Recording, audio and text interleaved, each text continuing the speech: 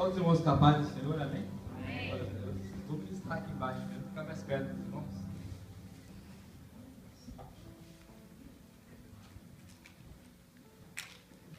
Aleluia. Eu convido a igreja a abrir a sua Bíblia no livro de 2 Crônicas.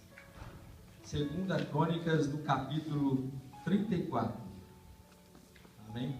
Aleluia. Eu louvo a Deus pela vida do pastor Aguimar, porque eu estava buscando de Deus uma confirmação. Toda vez que nós viemos levar a palavra do Senhor, muitas das vezes é necessário que haja para nós uma confirmação.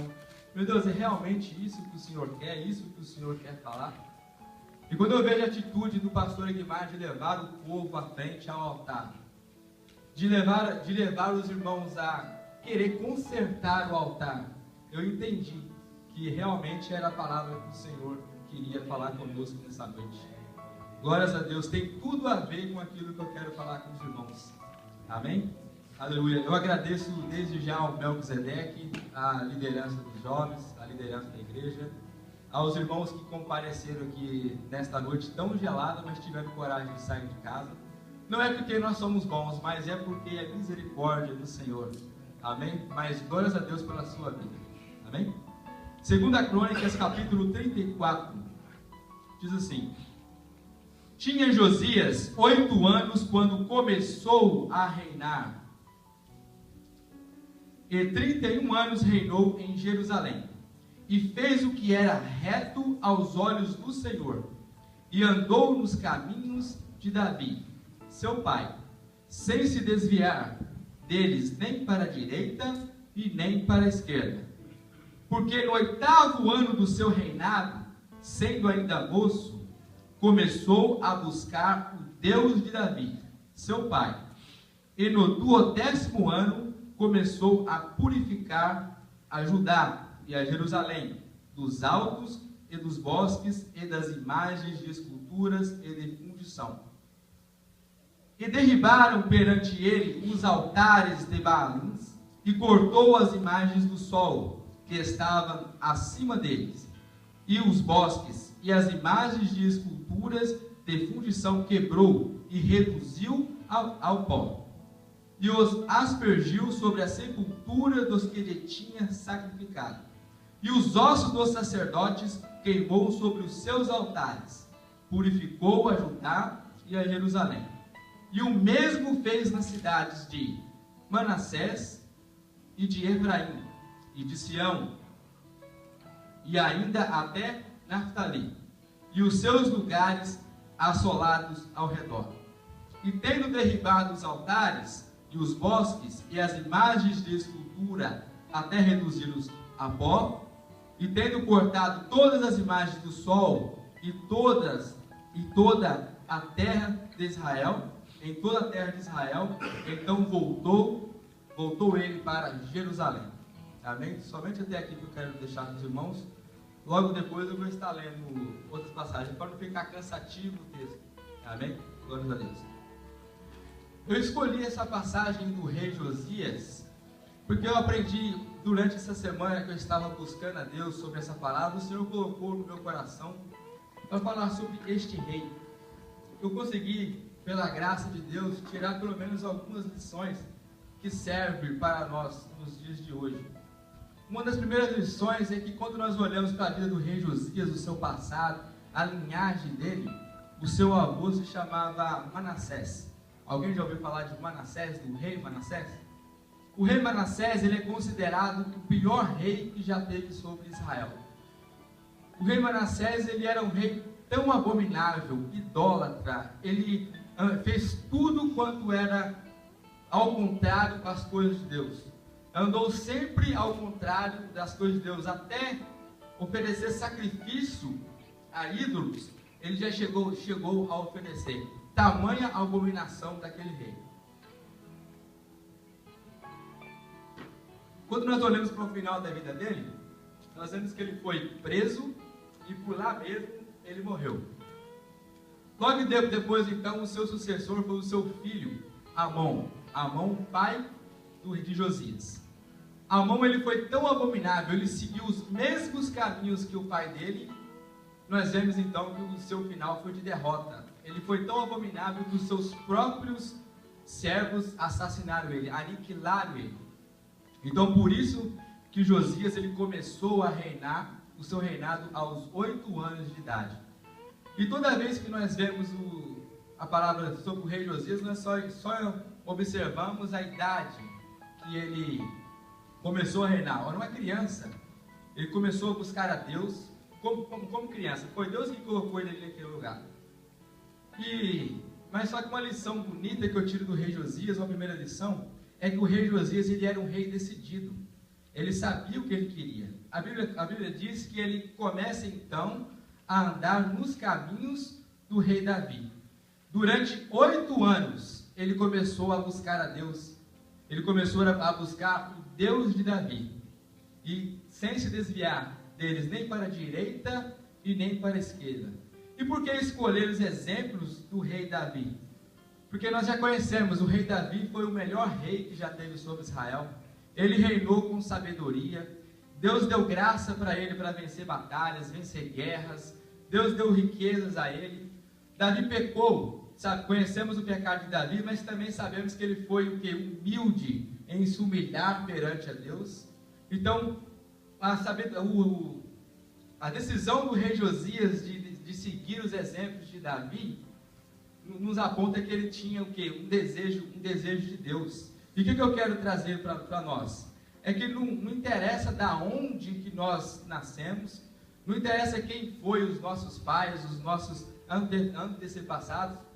O importante é que nós sejamos hoje, no nome de Jesus, pessoas decididas. Amém. Que sejamos decididos a andar nos caminhos que o Cristo nos ensinou. Paulo chega a dizer: sejam os meus imitadores como eu sou de Cristo. Eu louvo a Deus pela vida que eu tive na minha infância. O meu pai ele é pastor no Brasil. E minha família inteira sempre serviu a Deus. Eu glorifico a Deus por ter nascido nesse lar. Mas mesmo nascendo dentro da igreja, houve um dia que eu tive que tomar essa decisão. Essa grande decisão da minha vida, que era seguir os exemplos do meu pai.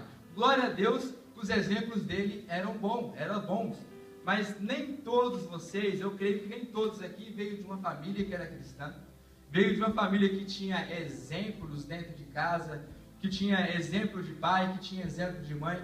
Muitas das vezes foi necessário que você tomasse essa decisão de aceitar a Cristo, de trilhar nos caminhos do Senhor. Glórias a Deus por isso.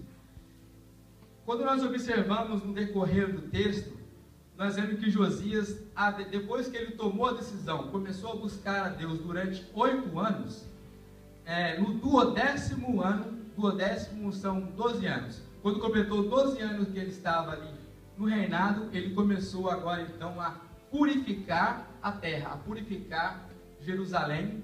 Começou em Judá, onde ele reinava, até Jerusalém. Ele começou a purificar as cidades vizinhas, Manassés, Efraim, como nós lemos aqui. Por quê?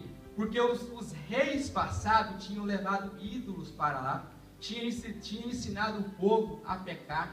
Ídolos tinha para todas as partes ali, estava espalhado para todos os lugares. Então o rei Josias ele começa a purificar a cidade, a tirar os deuses do meio do povo, a querer levar o povo, assim como o pastor Guimar trouxe vocês ao altar. Esse era o desejo de Josias, de levar ao povo ao conhecimento de um único Deus, em adoração somente a Deus.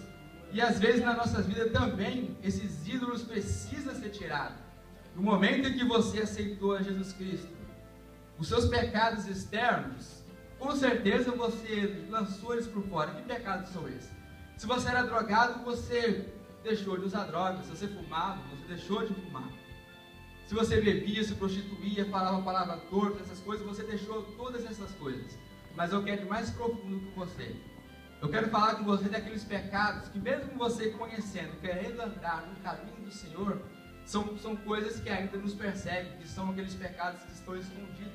Pecado da masturbação, da fornicação, pecados na mente, pecados no meio do computador, no meio dessas coisas. Então, eu te convido hoje, no nome de Jesus, ser o quê? Ser uma pessoa decidida, andar nos caminhos do Senhor e abandonar isso da sua vida, no nome de Jesus.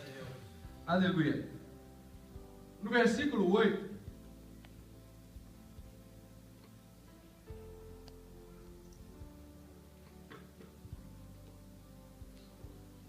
e no 18º ano de seu reinado, já havendo purificado a terra e a casa, enviou a Safã, filho de Azalias, e a Maacéias, maioral da cidade, e a Joá, filho de Joacás, registrador, para repararem a casa de Deus, a casa do Senhor. Amém? Quando nós observamos aqui, é simples na leitura, mas quando nós vamos na história, no mais profundo, nós começamos a perceber que a casa de Deus aqui, por ela precisar de reparos, ela estava o quê? Abandonada. Já havia muito tempo que não tinha culto lá. Já havia muito tempo que o povo não visitava a casa de Deus. O povo estava tão ligado à idolatria, tão ligado ao pecado, que a casa de Deus estava abandonada. Para nossas vidas, de que isso serve? A nossa casa é o seu corpo, é a sua vida. É bom que você observe qual áreas da sua vida, porque às vezes você já escolheu o caminho do Senhor, mas qual área da sua vida está precisando de ser reparada? Será que ela é na leitura da palavra?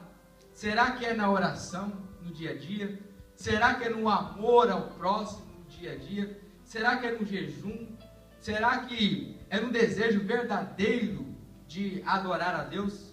Por que desejo verdadeiro? Muitas das vezes o pastor chega e pede para a igreja. É bonita a atitude do pastor, é uma atitude que vem de Deus, eu creio, de liderança. Quem é líder sempre vai levar o povo, sempre vai ao contrário do sistema que Satanás coloca, sempre vai levar o povo a adorar.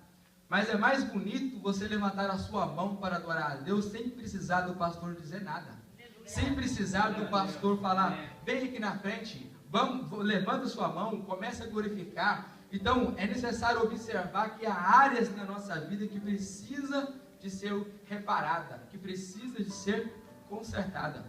E Josias, ele percebe então que a casa de Deus estava abandonada. Ele resolve então reparar o templo do Senhor. Aleluia. No versículo 9 em diante, diz assim: e vieram a Ilquias, sumo sacerdote, e deram o dinheiro que se tinha trazido à casa de Deus, e que os levitas que guardavam o umbral tinham recolhido das mãos de Manassés e de Efraim e de todo o resto de Israel, como também de Judá e Benjamim, e voltaram para Jerusalém. Aleluia. Nessa parte eles enviaram Ilquias, o sumo sacerdote. Ele juntou com os levitas, com quem era responsável para consertar a casa do Senhor. Porque para trabalhar no templo de Deus, na casa do Senhor, era só os levitas, era só quem tinha, quem era permitido para aquela obra.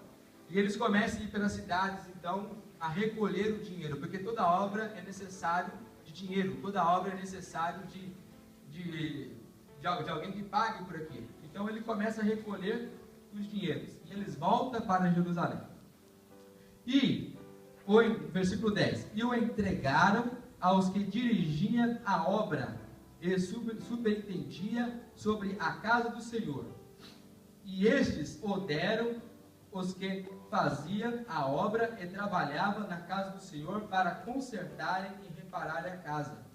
E o deram aos mestres da obra e aos edificadores para comprarem pedras lavradas e madeiras para junturas e para sobradarem as casas que os reis de Judá tinham destruído.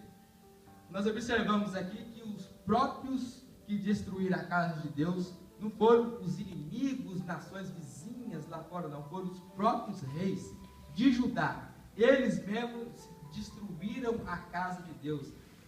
A história conta que eles saqueavam o ouro, que eles tiravam tudo que era de pertence das casas de Deus, eles levavam tudo. No versículo 11, E deram os mestres das obras e os edificadores para comprarem. Eu já li aqui. Versículo 12. E estes homens trabalhavam fielmente na obra, e os superintendentes sobre eles eram Jaate e Obadias, levitas dos filhos de Merari, como também Zacarias, Mesulão, dos filhos dos coatitas, para adiarem a obra. E os outros levitas, todos que eram peritos em instrumento de música, estavam também sobre os carregadores e os escritores de todos os que trabalhavam em alguma obra. E dentre os levitas eram escrivães e os oficiais e os porteiros. E tirando eles o dinheiro que tinha trazido à casa do Senhor, Ilquias, o sacerdote, achou o livro da lei do Senhor, dada pelas mãos de Moisés. E Ilquias respondeu e disse a Safã, o escrivão: achei o livro da lei na casa do Senhor. E Ilquias deu o livro a Safã. Aleluia. Já não bastava a casa de Deus estar abandonada, o povo também estava sem a palavra, não tinha a palavra de Deus. Se a palavra de Deus, se ele achou a palavra de Deus, é porque ela estava perdida. E durante muito tempo se foi perdida a palavra de Deus ali em Judá. O próprio povo de Deus não estava mais ouvindo a voz de Deus. Não havia quem lia a palavra de Deus naquele lugar. E uma nação inteira, ela perde por não ter a palavra de Deus. Quando nós observamos ali o cenário no Oriente Médio, aquela guerra na Síria, por exemplo, nós vemos que ali eles matam sem dó, eles enforcam, eles atiram um no outro, eles fazem coisas terríveis, mas se nós parássemos para observar, eles não têm nada da palavra de Deus, então eles não têm temor nenhum. Uma nação que tem a palavra de Deus é uma nação forte, é uma nação poderosa. O que eu levo para você, aonde é que está a palavra de Deus em sua vida? Aonde é que você tem deixado a palavra de Deus? Será que ela se perdeu? Será que você tem lido a sua Bíblia diariamente? Será que a palavra de Deus ela tem falado ao seu coração? Ou a cada dia que você vem no culto, a palavra de Deus ela se encontra perdida? No nome de Jesus, igreja, procure a palavra de Deus. Amém. Aleluia.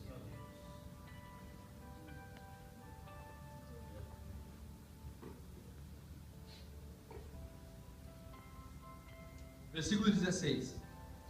E Safã levou o livro ao rei, e deu conta também ao rei, dizendo: teus servos fazem tudo quanto lhes encomendou.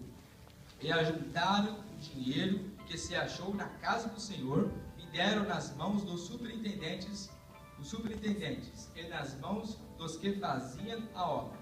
Além disso, Safã, o escrivão, fez saber o rei, dizendo: o sacerdote Ilquias me deu um livro. E Safã leu nele perante o rei. Sucedeu, pois, que ouvindo o rei as palavras da lei, rasgou as suas vestes. Amém? Safã, ele era o escrivão, ele tinha, um cargo de chegar ao rei e explicar para o rei o que estava acontecendo na casa do Senhor, como é que estava o andamento da obra. Só que nesse dia foi diferente. Nesse dia ele chegou com uma grande novidade. Ele chega ao rei Josias com um livro da lei. E ali ele começa a ler esse livro para o rei. Logo depois, então, o rei ele rasga as suas vestes. Para um rei rasgar as suas vestes era um onde mais baixo que ele podia chegar. Era o lugar mais baixo que ele podia chegar, era rasgando as suas vestes. O que nós podemos trazer de lição para nós? Verdadeiramente o rei Josias, ele se convenceu dos seus pecados, ele se convenceu que não bastava somente a decisão dele de seguir os exemplos de Davi, mas também algo mais era necessário se fazer. O rei Josias, então, ele rasga suas vestes. A palavra de Deus, ela tem um poder na nossa vida, de nos transformar, de nos fazer reto. A palavra de Deus é que denuncia os nossos pecados, ela é que nos aponta os nossos erros. Toda vez que você ler a palavra de Deus, ela deve confrontar a si mesmo. É a si mesmo. E a palavra de Deus, ela nos leva à obediência, ela nos leva ao amor, ela nos lembra das promessas, ela também nos lembra que devemos ser retos perante Deus. No versículo 20, e o rei deu ordem a Ilquias e Aiucão, filho de Safã, e Abidão, filho de Mica, e Safã, o escrivão, e Asaías, ministro do rei, dizendo: ide consultai ao Senhor por mim, e pelos que restam em Israel e em Judá, sobre as palavras deste livro que se achou, porque grande é o furor do Senhor, que se derramou sobre nós, porquanto nossos pais não guardaram a palavra do Senhor, e o Senhor do Senhor, para fazerem conforme tudo quanto está escrito neste livro. Então Ilquias e os enviados do rei foram ter com a profetisa Ulda, mulher de Salum, filho de Tocate, filho de Arás, guarda das vestimentas, e habitava ela em Jerusalém na segunda parte, e falaram-lhe nela naquele sentido. O rei então, ao perceber que a ira de Deus já havia se acendido contra Judá, que a justiça de Deus, que o juízo de Deus já estava para vir, por causa do pecado do povo, por causa das tamanhas abominações que eles já haviam cometido naquele lugar. Então ele resolve consultar a Deus sobre aquele negócio.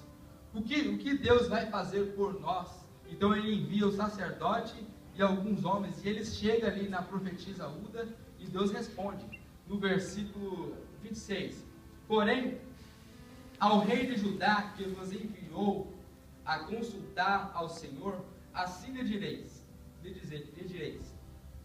assim diz o Senhor, Deus de Israel, quanto às palavras que ouviste, como o teu coração se esterneceu e te humilhaste perante Deus, ouvindo as palavras contra este lugar e contra os seus habitantes, e te humilhaste perante mim, e rasgaste as tuas vestes, e chorastes perante mim, também eu te tenho ouvido, diz o Senhor. Eis que te ajuntarei a teus pais, e tu serás recolhido ao teu sepulcro em paz, e os teus olhos não verão todo o mal que hei de trazer sobre este lugar e sobre os seus habitantes. E voltaram com essa resposta ao rei.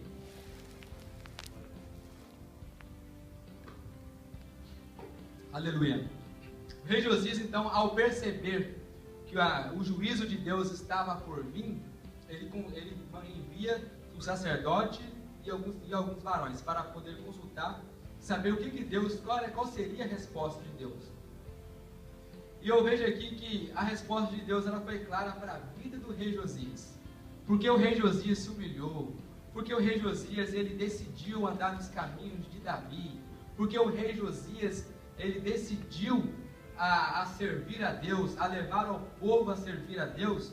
Deus então ele faz uma promessa para ele: você vai deitar em paz, porque o juízo já estava para vir. O que eu quero trazer para os nossos dias? Que na verdade, todas as nossas decisões devem ser voltadas a Jesus Cristo, porque o mundo aí fora já é mau, jaz do maligno, não há nada para se esperar nesse mundo aí fora. Nós sabemos que todos os cumprimentos do Apocalipse vão acontecer aí fora para os ímpios aí fora, mas nós que somos igreja do Senhor, que somos verdadeiros adoradores, estamos na casa de Deus, há uma promessa para nós. Vamos ser afligidos? Vamos, mas vamos ser protegidos por Deus. E é isso que eu quero trazer para os irmãos aqui nesta noite. Que mesmo que esse mundo aí fora, na verdade, o juízo já vai vir sobre ele. Mas na verdade você está guardado e protegido mediante a sua decisão de seguir e trilhar os caminhos retos de Jesus. Amém? E assim eu agradeço a oportunidade no nome de Jesus. Aleluia. Amém? Glória a Deus.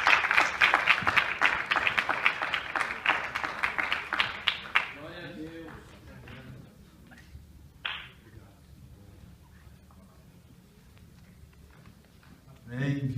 Que palavra linda, né? Vamos dar mais uma salva de palmas para o nosso Senhor Jesus Cristo e outra para o Jonatas. Deus continue usando ele assim, dessa forma tremenda que o Senhor vem usando. Eu lembro quando a gente marcava dias aqui na igreja para a gente orar, para a gente ler a Bíblia. E hoje eu consigo ver assim, um crescimento que Deus tem dado para ele. Um amadurecimento, conhecimento na palavra. A gente passava dias aqui na igreja. Às vezes a gente passava uma semana. Quando todos iam para casa, a gente voltava aqui de madrugada, ficava a noite toda. Que sirva de exemplo. Ele é um exemplo para a minha vida. Que sirva de exemplo para a sua vida também. E que algo importante, que chamou muita atenção na palavra dele, foi sobre a bagagem, coisas assim, da nossa vida que atrapalha a gente aproximar de Deus. Eu fazendo uma oração, falando com Deus, vendo coisas que aconteceram na minha vida em 2013, e virei meus olhos para cima e falei assim: Senhor, eu não aceito isso na minha vida. Eu não aceito carregar essa bagagem que eu trouxe, coisas de 2011, coisas de 2012, coisas de 2013. Eu não aceito que isso continue acontecendo na minha vida, que entra 2014, 2015, e que fica só em promessas, que fica só em palavras vazias, palavras que não são cumpridas. Faça algo diferente na minha vida, Senhor. Eu gostaria que vocês ficassem de pé. Por favor, por gentileza. Vamos pedir a Deus neste momento agora que joga toda essa bagagem por terra. A palavra dele diz que em Mateus 11, no versículo 28, se não estou enganado, exatamente 11, 28. Vinde a mim todos os que estáis cansados e oprimidos, e eu vos aliviarei.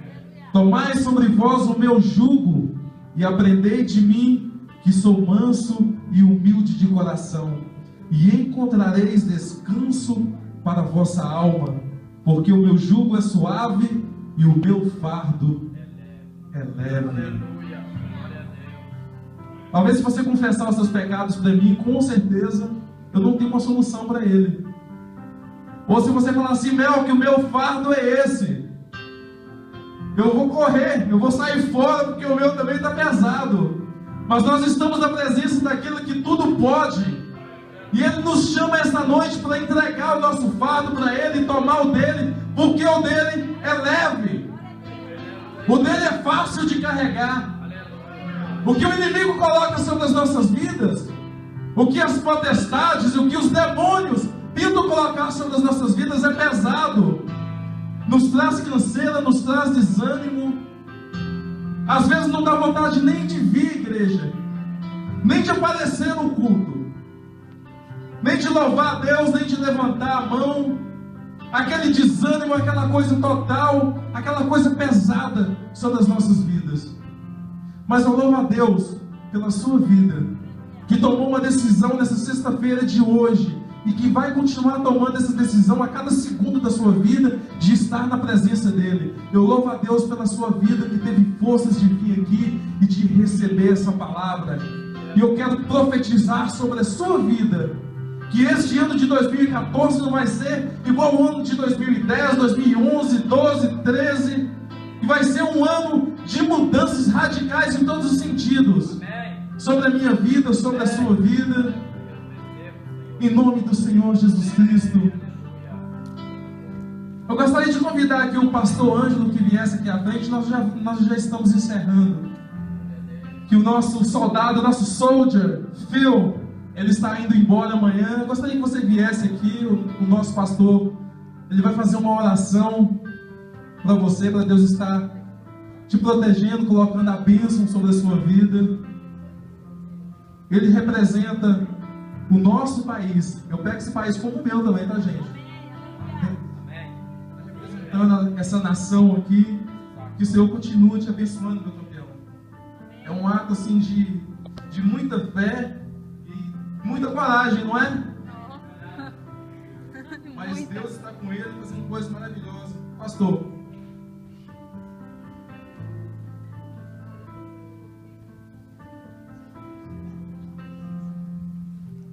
Aleluia, Pai do Senhor, amém?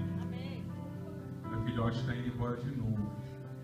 Largou um ano inteiro, agora está indo de novo. Tem que se levantar sua mão para cá. A gente vai estar orando para Deus continuar guardando ele lá. Eu já falei para ele que eu acreditava nele antes disso tudo acontecer. E eu sei que eu ainda vou ver ele chegar num nível bem mais alto. Por mais que ninguém acreditou nele, ele falou: você vai chegar. E eu ainda vejo muita coisa sendo cumprida na vida desse menino. Santo Deus eterno, Pai. Pai amado, Pai querido, estamos na Tua presença, Senhor. Sentimos a Tua unção, o Teu poder, a Tua graça. Ouvimos a Tua palavra, Senhor, entrar e cortando, Senhor, nos ajustando, meu Pai, na Tua presença. Te pedimos agora que o Teu Espírito Santo toma a vida do filho, meu Pai, e vai acompanhando ele, Senhor, nessa viagem, meu Pai, durante a madrugada. Meu Pai, que o Teu Espírito Santo toma a vida dele, Senhor, e leva ele a lugar que ele nunca, Senhor, pôde contemplar com os olhos, Pai, nem com o ouvido, e nem nunca chegou ao coração, meu Pai. Em nome do Espírito, da Tua graça e do Teu poder seja sobre a vida dele, Pai. E a Tua unção, Pai.